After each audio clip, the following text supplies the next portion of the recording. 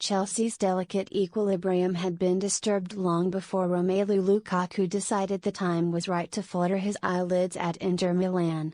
An imbalance caused, as ever, by a combination of factors, some but not all beyond their control, prompting Thomas Tuchel to rail against the damn system. The fixture schedulers were in his sights, as were the COVID police with their arbitrary postponements and anyone stubbornly refusing to comply with his views on 3 subs. Mike Dean copped it, as ever, although not as quickly as usual, and VAR. There was the bad luck, the injuries, positive tests. All of which are instantly eclipsed when the £97.5 million star striker goes a little bit rogue. Tuchel addressed the Lukaku comments skillfully on Friday, accepting it was an unwelcome distraction at a sensitive time, ahead of a huge game, and that the 28-year-old ought to have known better.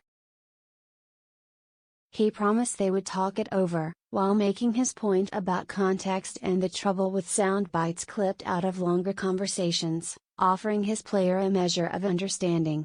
There is absolutely no chance Chelsea will sell Lukaku this month or in the near future. Nor is there any clearer indication that the Belgium international is desperate to get out in a hurry. This cloud will linger, however, unless the goals flow for Lukaku, because Chelsea have a history of statement signings gone wrong in the Roman Abramovich era. It started with Andrei Shevchenko, continued with Fernando Torres and then on to Alvaro Morata. Timo Werner and Kai Havertz may, ultimately, fall into the same category. Surely not Lukaku, as well. Not when he seemed such a sure thing, an intelligent footballer in his prime, with an understanding of the club in the Premier League. Not when he arrived with such a bang, finding the net and reminding us all of the art of the big man up front. At Liverpool, in August, he was key to Chelsea earning a point despite playing with 10 men for half the game. For a month, Lukaku excelled, then the goals dried up before an ankle injury in October.